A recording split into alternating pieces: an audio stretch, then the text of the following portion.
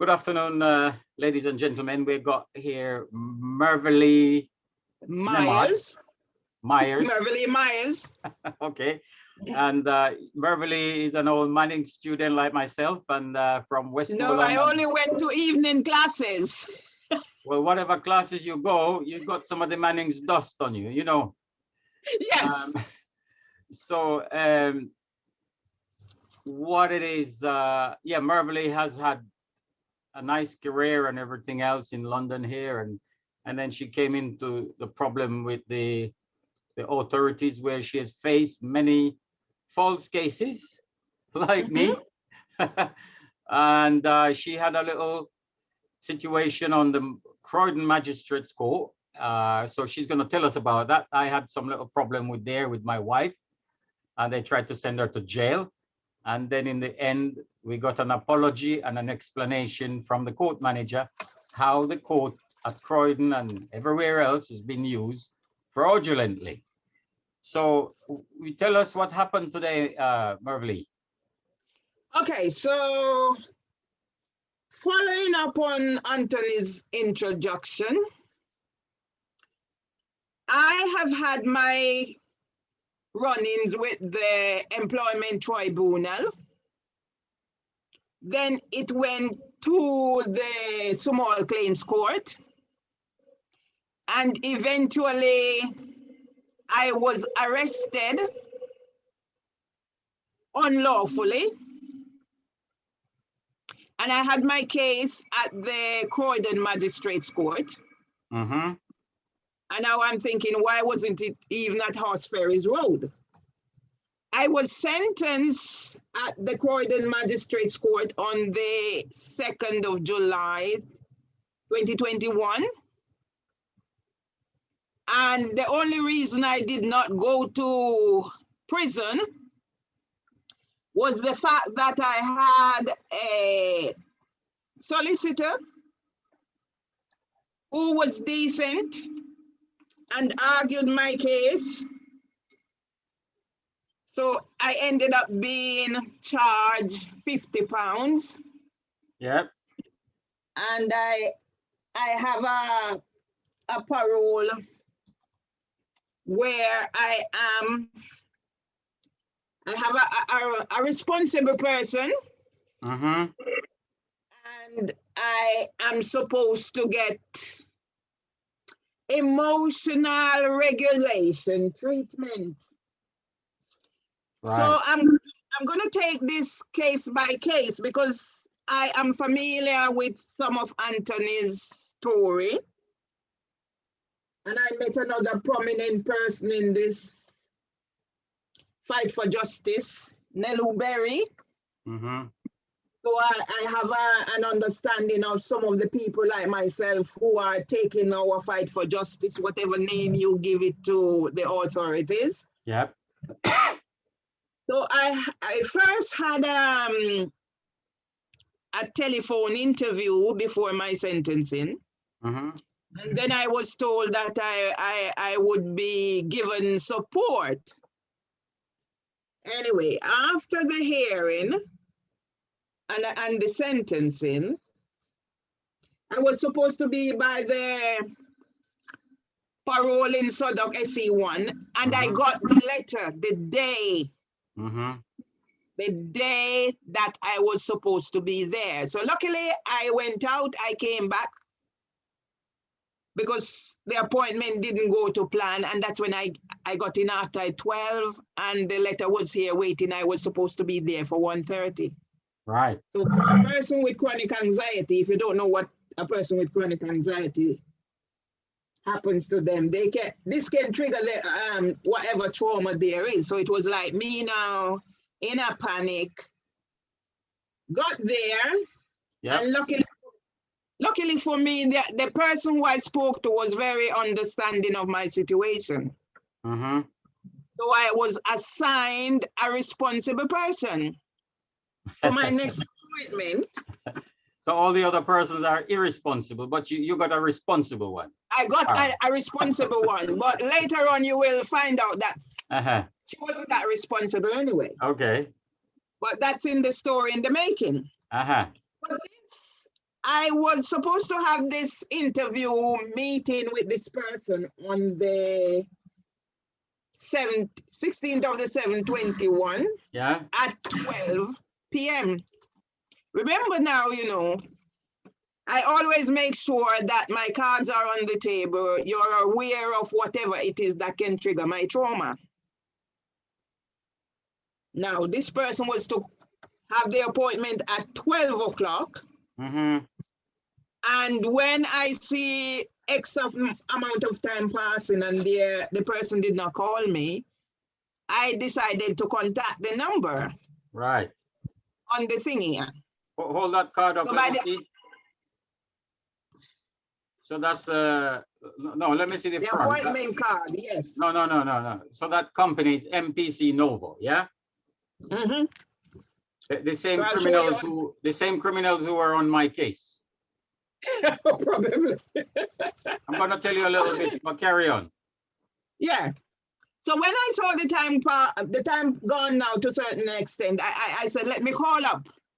Yeah. So I was on the phone and the person who was like trying to help me, oh, there was no contact. They could only contact this person by telephone. Yeah. So whilst I'm explaining my situation now, the tables were turned. So this person was trying to make out that the reason probably the person couldn't get in touch with me was because I was on the phone to him. Right. So I explained to him that no, I was given both my numbers, but they only took my mobile number, so I could only be contacted via my own mobile number, and I was using my house phone. Anyway, I let them know what I'm doing because I'm explicit. In anything I'm doing, I'm explicit. And eventually I was called by this person an hour plus minutes of the appointment. Yeah. And her excuse is, I was told at the meeting that if she didn't call me by 3 o'clock, that was only the time I was supposed to make contact. So what am I expected to do? Sit down in here and wait for what? For you to call me, you give me an appointment for 12 o'clock and I should... Yeah. No. Yeah. They've set it up, yeah? Mm-hmm. So that no matter what you do, mm-hmm. they're gonna say you're in breach of their... Exactly. Yeah. Doesn't matter what you do. You can't comply. It's not possible. Mm-hmm. Because I've been through it. Now, I've been there. Yeah. Done that. You can't. Okay. They change the rules. They change the game. They change the time. They change the date. They send letters. Did anybody sign the letter that they sent? I don't even know because No, I said nobody didn't sign it. I will put money on it. They didn't sign it because nobody will take responsibility for such a scam. Yeah. Right. Number one, Mervelee, mm-hmm. they're not supposed to write to you and have your name and address and private data unless they have a court order. Yeah. Everything they're doing there, they're mm-hmm. billing the government, the public funds, for a lot of money. Mm-hmm. Because according to them, they're dealing with a convicted criminal. Exactly. And it's a high ticket business. So their claim to their meal ticket is the court order. If they don't have a court order, they got no right to contact you or to have anything to do with you. Just imagine. So carry on. Okay. So when the person eventually called me now, it was like as if I've been there a week. I've got a week appointment and you're supposed to, you're contacting me. But this person was expecting me to pass on information that I didn't have. For example, she didn't know. They sent me a letter about emotional regulation treatment. And she was asking me if I have the phone number for the people who are responsible. So they're a health service and a prison service in one. They're giving you medical treatment and rehabilitation treatment, and they don't have a court order. Yeah, but also this person who is the responsible officer is asking me for information that she should be passing on to me. So when I said to her, like, I don't know, I've never been given this information. And I'm asking you. That's her thing to me. I'm asking you. No, Mervelee, it's not that. It's not that. They are manufacturing your compliance. So when you volunteer things, and they got you to be playing your part in their game, so you are now in with them. The only way you can be in with them is they have a court order, but they don't have a court order. So they're trying to get your compliance, you supply information, you volunteer. So basically you are putting your own neck in the noose. Exactly. Aye. So eventually I realized throughout the conversation, yeah, that she didn't know what she was doing. So when she said about for the next appointment, would I like to do a telephone or would I like to come and see her in person? Yeah. I jumped at the offer to go and see her in person. Right.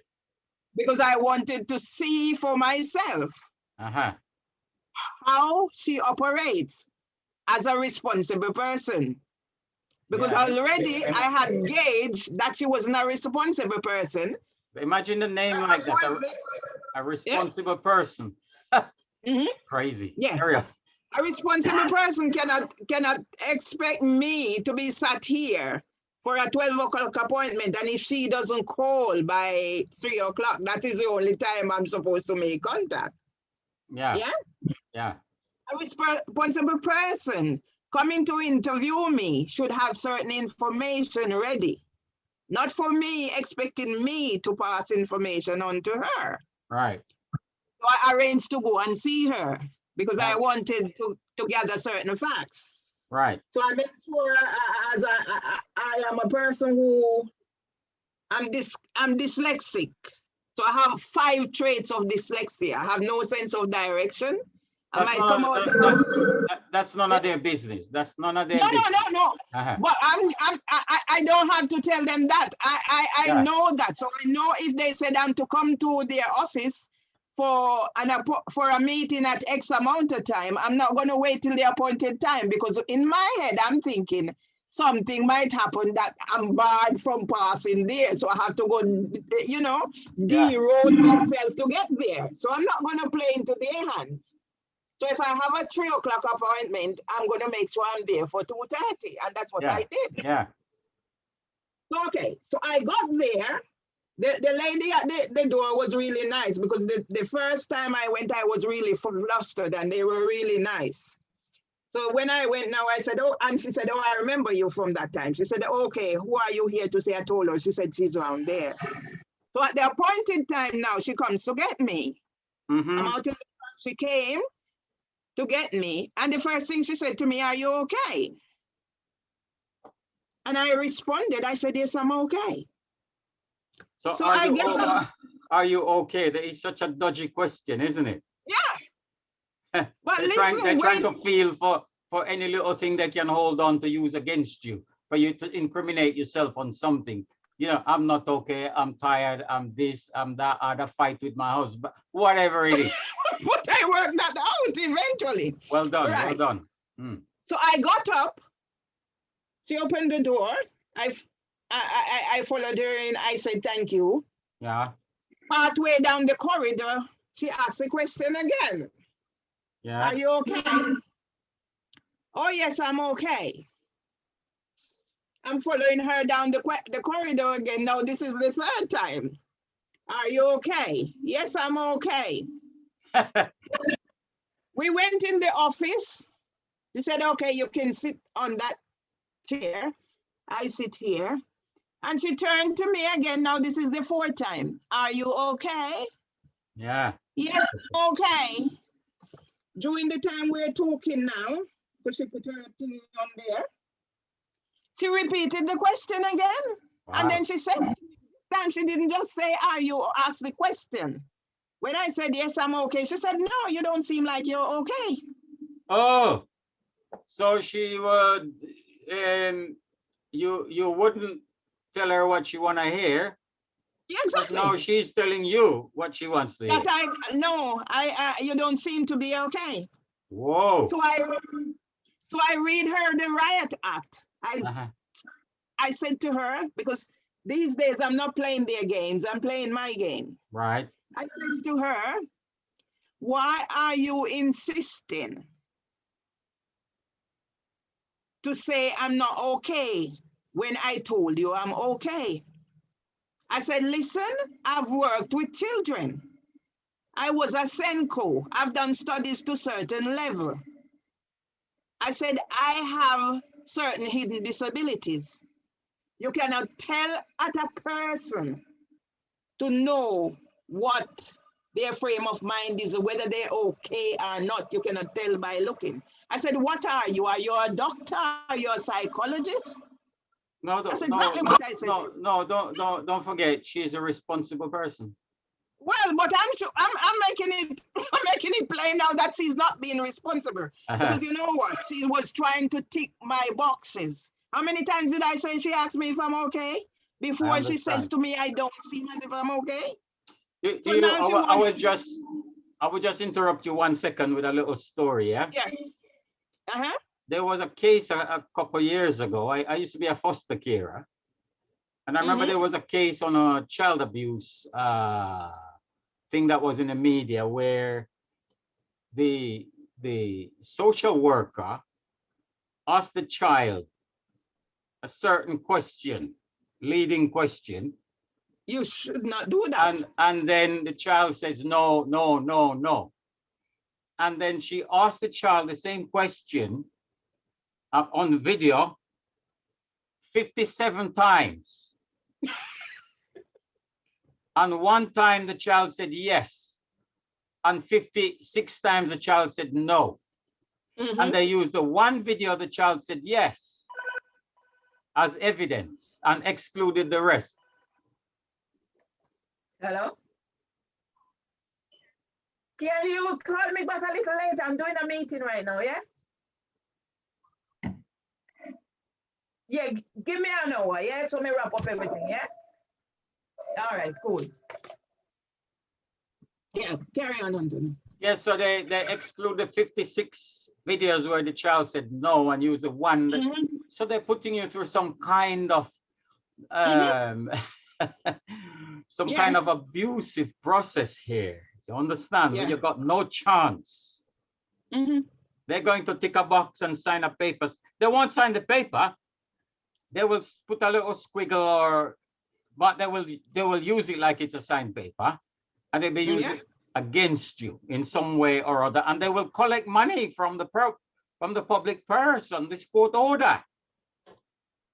Yes. And then they say we don't have any money for libraries and youth clubs. Yeah. So I even went as far as I said to her, I said, listen, you cannot tell by looking at a person, me in particular, because I used to have this joke about myself, that if I would not get a job on front desk, because there are times when nothing is wrong with me and people would be seeing me and saying, cheer up, it's not the end of the world. I said, you cannot judge a people like that, a person like that. But what I notice is, because I'm saying to her, I'm here to help you do your job.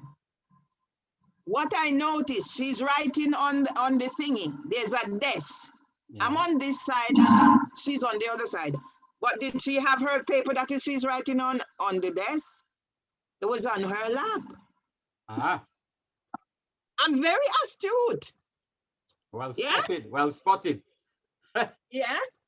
Under the table then. So me, I took my thingy because my former employer said they have no data for me. So I'm going for this thingy now. So how did I get there? So I wear it. And she was asking me, why are you wearing that? And I said it's to help me tell my story. Yeah? Yeah. So I told her my story because they're not interested in how I come to be there from 7 years ago. Right. When I asked for support. So she was there asking me like, what do you expect to get out of this, blah, blah, blah. So I says to her, when I spoke to you on the first telephone interview, the letter had stated about your responsible person can help you to get something or other. Yeah. And you said you're not able to help me, but there are others. So I says to her, who is it now are you going to get to help me? So she mentioned some name or other. But then when she questioned me and she thinks she get what she wants to get out of me, she said now she's going to make her referral. And one of her referral is that I get treatment for the trauma from I was a child. Right. But how does that, I didn't say to her, how does the trauma from I was a child come into this? It didn't affect me in any way until after the death of my mother, what they done to me. And I have the recordings, letter asking for support. I was advised to seek counseling to find out why I react the way I did to certain situations. But guess what? Yeah. The emotional regulation treatment that they're saying 12 sessions, I've already had those 12 sessions at the Maudsley, and I have my letters. Right. I've done 2 years mental health training at King's College. Yeah. Yeah. So why are they sending me back now to those 12 sessions that I already have and making it mandatory if I miss a call, if I am late, and all those things? I have the letters here. Yeah. So those are putting, as you say, a noose around my neck. So I breach their terms and conditions. You will always breach. You will always breach. Yeah. Because that's how they make money. You're a meal ticket. Every day you're under their shroud. They're collecting big money. I've seen a bill, one solicitor who was acting as a deputy or something for a child, billed the legal aid £68,000 for 1 day's work. Yeah. So the problem is, personally, I wouldn't talk to them until they can show me the court order. You understand? So they're acting on a court order, but before they answer any question to anybody, show me your authority. I want to see the court order. You understand? Yeah. Because you don't have a court order. They don't have who has a court order? So if there is no court order, that must be the subject of discussion. How come I'm sitting here in front of you under threat, intimidation, harassment, abuse, based on a court order, and you can't show me the court order? So what is the procedure here for this? Can you see? Yeah. That's what I did. If I want to show you, can I share the screen with you a bit? Yeah, of course. Let me just see something here. In the same Croydon court, yeah? This was my other half. They said they're going to, this is the paperwork, yeah? So it says, let me increase it a bit so it can be read. Okay, yes, I'm seeing it. So here they said, it could lead to bankruptcy order or a committal to prison sentence of up to 3 months, yeah? So we didn't answer to this, and we didn't answer and said nothing. We just said, show me what you filed in the court, please. Yeah? And this is what the court manager said. Yeah? I'm just going to read the yellow bits. Yeah, this document is on the internet somewhere. It's called the death of council tax. It says, I apologize. So you get an apology from them already by just asking, where is the prosecution papers? Yeah. The next one here, it said the summons was on a sheet of paper and the magistrate's court name on it. Yeah. Then it says here, I have investigated the matter and can confirm that the court did not issue a proceeding against you. Do you see the rock and roll, Mervelee? Yeah. This is rubber dub. It was not from the court. It's in here. This is the same court you're in, Croydon Magistrate. Yeah. And then, so this must be a great woman, the Yvonne Membo. Yeah. She's the court manager. And she said, do not hesitate to contact me on this telephone number should you have any further inquiry. Yeah. So this is the problem. They don't have no court case on you. Yeah. And they don't have no court order. They don't have no prosecution. It is all fake. So you have to ask this responsible person, part of her responsibility, get me the prosecution, get me the court order, please. That is what I need from you, responsible person. And you must put it in writing. And you must ask her to stamp it and sign one copy that you give you back to you that you have for your record. Yeah? And if she don't want to do that, all I get is another one of this. And she didn't even put her name on it like this one. All I did is anything anybody give you, you ask them to sign it. And you will see who is the responsible person. Yeah? You ask Mervelee, I will give you a document for the next meeting. A simple letter you take. Dear so-and-so, you are assisting me. You'll be nice, always be nice, yeah? You see that lady, that court manager, how she replied, was so nice and pleasant and professional because we didn't harass her. We didn't use any bad language. All we did is we said, you know what? Somebody said they're going to send me to prison and bankrupt me and that you have a court case in your court. Can you please confirm if this is true? Yeah. And it took a little time, but we got an apology. And then we got it black and white. These bullshit papers are not from this court. So you not been prosecuted. You don't have a criminal record. And they don't have any authority to be assessing you on what they, you know, this mtcNOVO is an American criminal company. When I had my case with them and I was forced to do this problem, the same paper you're showing me, I've been through.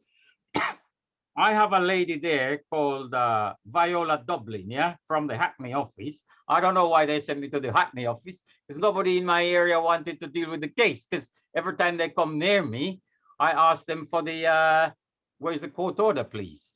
Yeah, I have not been served with any proceedings issued by the court. Have you got an order?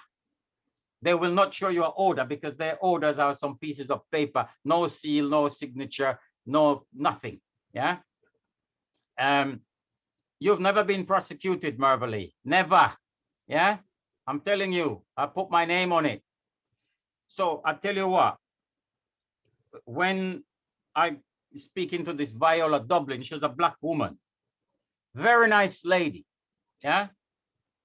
She told me quietly off the record. She says, I've been doing this job many, many years. I came in here because I wanted to help people to rehabilitate. And she says, all we get from mtcNOVO, we must enforce, enforce, enforce. We got nothing else to do except to enforce. Right. This is Viola Dublin, yeah, from Hackney, mtcNOVO office. This is the privatized probation. They're not probation. They're just here to scam the public purse with as much money as possible, yeah, on fake court orders. That's all it is. And you know, so this is what she told me. So we started to write letters to the highest person I could find, a guy called Nick Smart, yeah, one of the directors or something. Nick Smart resigned. But I start to write letters to the top, affidavit, everything. Give me the court order. Then we had a letter from the solicitor, their solicitor, called Samira Al-Hassan. Yeah. She put in writing, we don't have an order. okay? And then she resigned as well. So I'm telling you, this is the mafia, yeah? I don't know how many generations that your parents are coming out of slavery in Jamaica, yeah? Your grandparents, so you're only about 2 generations from slavery, isn't it? Or 3. My grandparents came to take over where your grandparents came out of slavery. On the same soil. Of course. So I'm only 2 generations from indentured slavery. 2. And now I'm back in it. You understand? Because no matter how many millions I make here to secure my family or to do some charity work or whatever I'm doing, somebody comes along and say they have a court order. That's all it is. Yeah? So this is the same with you now. They're saying they have a court order and they're doing a responsible person and all kind of different things and get you in all kind of mix up and stress, and you're talking about your medical, you're talking about your medical information. These people got no business to discuss your medical information. That's between you and your doctor. Yeah. You must ask them, Mervelee, in writing, where is the court order? And go to your MP, get me this court order, Mr. MP. I want to see somebody in jail very fast. The MP not doing anything. I went to him once. They not doing nothing. You have to not. They're part of it. All the MPs are, as far as I can see, are part, because I had 4 MPs.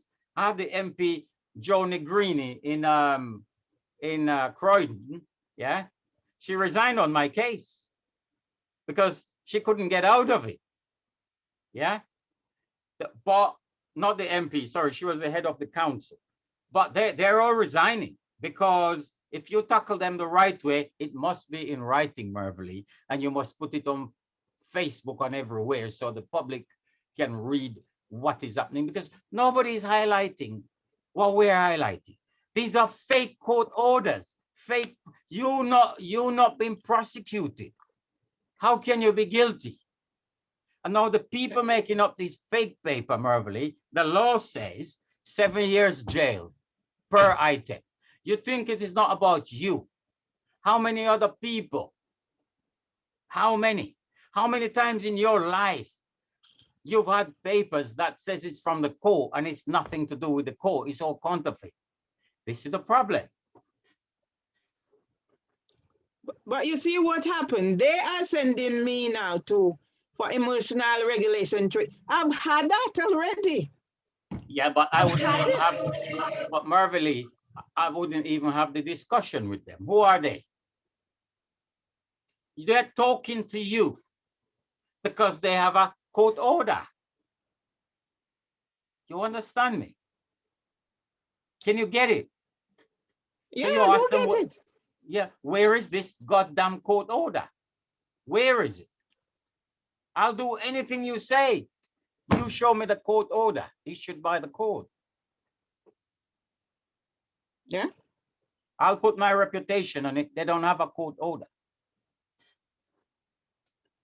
So leave my emotion out of it. You just show me the court order.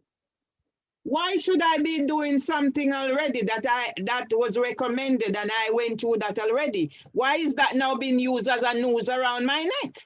It's bullying. It's bullying and harassment. Yeah? You understand? It's discrimination.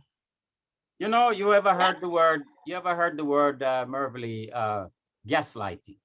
Have you ever heard this word? I've heard it, yes. But I when you don't get know a chance, much about it. you go and Google it and read it. Okay. Gaslighting. Yeah? Okay, I'll write it down so I remember.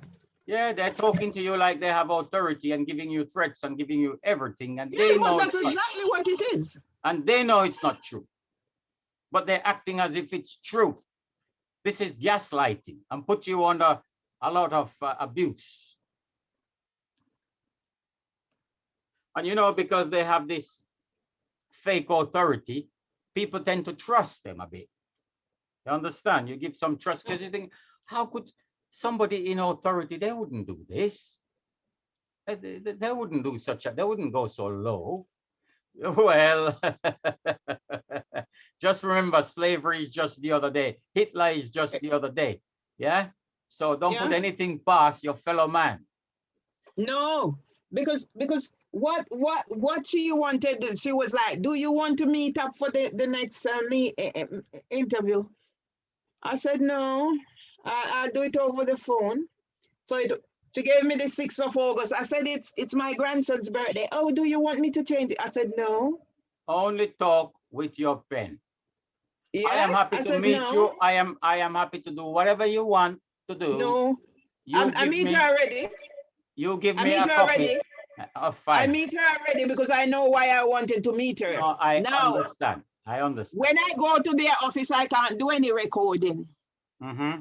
But when I'm in my You don't need to do no recording. You don't need to do nothing. You just ask them for the court order in writing. So when I'm at my house and they're talking their foolishness, I have them. I can record them. Yeah. You know, this is the law on recording. Yeah. If you're investigating a crime, you record what you like. Yeah. That's my understanding of the law. So I don't know, but you don't need to record nobody. You just need to ask them for the court order. That's it. You understand? Just keep the argument simple. I will do whatever you like. Can you give me a copy of the order issued by the court? Thank you very much. I've never been served with any proceedings issued by the court. And you sign it nicely, give it to them. If possible, you let them stamp it, yeah, and sign it. You see this one here I'm showing you? This is from somebody with the police. They said they arrested him, they prosecuted him, yeah? And it says here, I will read it. In regards to the offenses, you were arrested, blah, blah, blah, blah, blah. The CPS has chosen no further action will be taken against you in regard to this. Yeah, DC Martin. That's from the police. You know, all we did is ask them, where is the prosecution papers? That's all. They can't produce jack. All our brothers and sisters in the Windrush deportation, yeah? They should all be brought back. If somebody hired me, Mervelee, and give me the job, I bring every single one back. It's fake convictions. Do you understand? Fake convictions. And it is so easy to prove because everything is in the computer. Everything is in the court file. And if it is not there, it don't exist. And these people are getting these bent lawyers. They come and they're nice and they argue. They argue in your favor. They say, we got you off the sentence, we got you out of jail. But what they're not doing, Mervelee, they are not telling you there is no prosecution. Go home. And I'm going to get some dollars for you, or pounds or euros. But that's exactly what happened, because those who, I said to them, I was not at this place on this date. I asked in court, I asked the judge, I said, can you give me a voice? I said, I was not in court. I was not at this place on this date. Look, that's not the question to ask. The question to ask is, where is the prosecution papers that I'm answering to? Can I see? I've never been served with any proceedings issued by the court. So can I have a copy? That's what to cut them down to the ground. They don't have no prosecution against you, Mervelee. It's all counterfeit. If you fill in any form tomorrow or paper and it says, do you have a criminal conviction? You say no. But they put bar on my DBS. You say no, forget the DBS. Yeah? Any question you have to answer. I've traveled so many times, I've been to prison and everything else. And every time I fill out a paper, a form, it says, have you got a criminal record? I say no, because I haven't got a criminal record. I went to prison by kidnapping.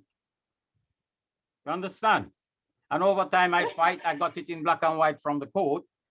There is no, there was never any prosecution. So how can I have a criminal record if I never been prosecuted? All the time you're in the court, it's just people, it's like a theater, a stage show. It's a gimmick. You understand me? Yeah. You're never been prosecuted. So you ask this person, where is the court order? You fire off to the court. Can I have a copy of the prosecution? You fire off to the CPS. Can I have a copy of the prosecution?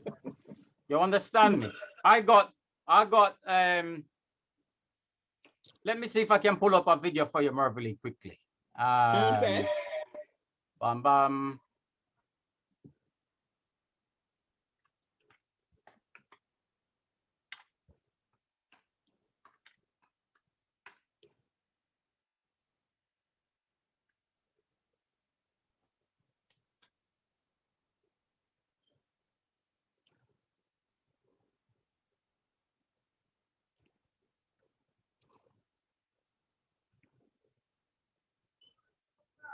Yeah, superstar.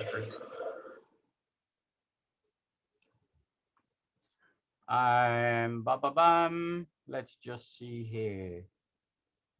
Where are we? Share screen.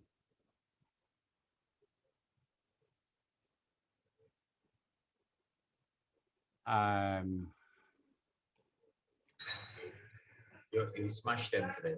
Yeah, we beat my last two strange cases in the open draft. That's my nephew, Mervelee. Yeah. Okay. Poor young man. They had so many prosecution against him. So this day we just came out of court. So we did a little video in the cafe next door. Hear this. Highbury Corner Magistrate, one of the nastiest places on earth. 2 in a row in the criminal court. You should become a lawyer, man.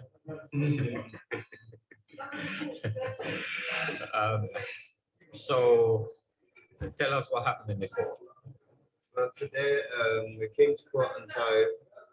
We found paperwork to do statutory declaration that took this time. And we didn't realize that it was very low numbers we got in today. So we had to rush in to be seen by the judge using a atypical manner. So what he explained to us is that all he's going to do is to say that there's a lack of evidence, a lack of witness, and that more opportunity to come and be here than not be. Yeah, so this lawyer said he was appointed yesterday at 4:30. He had no documentation at all. So we asked him for the appointment, and he showed us a letter with a S McAllister. It was a printed email. S McAllister. That's not. Oh my God. And we asked him if that's a proper and lawful appointment, and he said yes. Yeah. So that's a legal profession for you.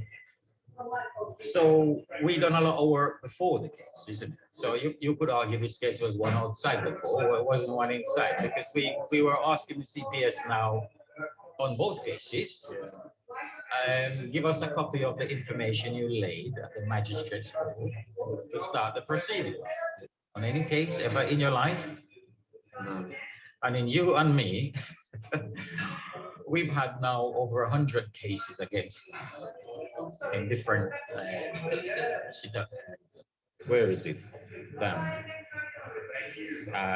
Notice of discontinuance. Okay.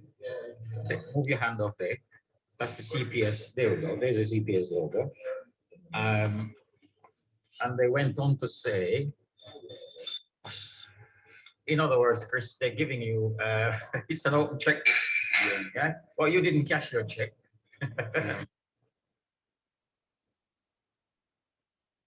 Anyway, you saw that? Yeah. So all he did, we kept asking for the, where's the prosecution? That name, S McAllister, it's on my papers. It's on everywhere. Stephen McAllister, never signed, never signature. Everybody, I've seen hundreds upon hundreds. Yeah. And they told George Carter that he resigned because George was to look for him. He said, I want to meet this man. Yeah, just the other day, he went to this court, that court. I want to meet this guy. I've got so many papers with his name on it. I want to know who he is. He's at Croydon. No. He's at Croydon. He's at East London. He's at North London. He's at every law. It's everywhere, this name. I think they just write the name on the paper. It's bullshit. Okay. That's how we've become so trusting of them, and they become so abusive. But these are the people who had us in shackles and chains. So why should we give them so much trust and benefit of the doubt? These are the people sodomizing babies. It's not a joke, because the 2 police officers on my case, who's supposed to protect my little baby, 3-year-old, yeah, they have child protection officers, Stefan Kadek and Christopher Maitland. They were both jailed for child sexual abuse. You understand? It's not a joke thing. I want to track down those at my former workplace. We're giving them so much trust. And these are people sodomizing children. We have the Tory councillor who, Tariq, the same guy on this case here, yeah? His landlord was Graham Lamont. He was a former Tory councillor for one of the South London boroughs. And he was his landlord. He kicked him out with a fake warrant. And we were writing and looking up on Google. We found Graham Lamont on the child sex offenders register. So we are finding a connection between these people who are making fake court orders and verified child sexual abuse. The same thing with George Carter, his neighbor, who they used for about 20 years against him to do all kind of things. George has discovered he's a child sex or some pedo business. So we're finding all the time there is a link between. I don't understand the psychology of it, but the reality is there. You know, why didn't they help my child and arrest the people who throw my baby on the street when they were around sodomizing children? And it sounds so way over the top, but when you fact they both went to jail, nobody can argue with me. But it's not way over the top, you know, because if you see some of the reviews, the abuse reviews online, I got 3 because I couldn't access their website. So somebody sent me 3. Yeah. Where do you draw the line? You can pinpoint the neglect. You can pinpoint the emotional abuse. You can pinpoint. But how do you know when there is sexual abuse? Yeah, you don't know. In a way, it's not part of your case directly. I just was bitching a little bit because it was part of my case. But it could be part of my case because there were abuse reviews that the employment tribunal refused to accept the additional witness statement. So all I'm saying is we are trusting these people beyond where we're supposed to trust them. Because they're in a certain position where they have manufactured our trust, but anytime they get scrutinized, Mervelee, anytime, they can never pass. But they are the advisors to government. They are the advisors to Ofsted. They are the advisors to mayor. All these corporations you mentioned, government, Ofsted, whatever. What does government mean? Govern means control. Going back, yeah? Mental. Control of the mind. Yeah? So here they have somebody they're sending for your emotional regulation. Yeah? A responsible. So here we go. That's what government do, control your mind. So whether they want to control your mind, then they want to tell you what your state of mind is. And whatever you say don't count because they want, they believe they have control of you. Exactly. So do they get the control? The court order. So you knock out this court order, and what have they got left?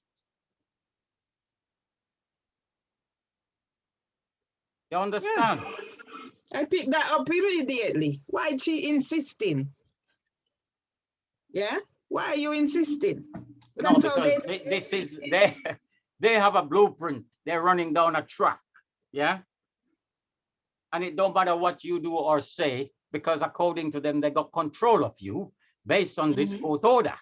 So you have to attack this court order right in the heart.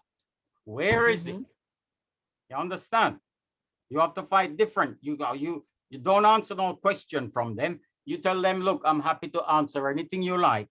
You give me the court order. You understand? That's all. That's why I have this campaign called Court Order Scam. This is to release the shackles of slavery. They got everybody under slavery. The old slave like you and me, and the new slave like the Welshman, the Irishman, and the Englishman. We're all in it together. Of course. Are we done? Yes, man. I'm happy with it. You can schedule some more because we've got. Mervelee, you can send them the link to this bloody video. Okay. Yeah, but we gotta do more. But you prepare your letter, take it into this lady, be nice to her, ask her to sign a copy and stamp that she receive it. You just request a copy of the court order. End of story. Yeah. So we talk again soon. Yes.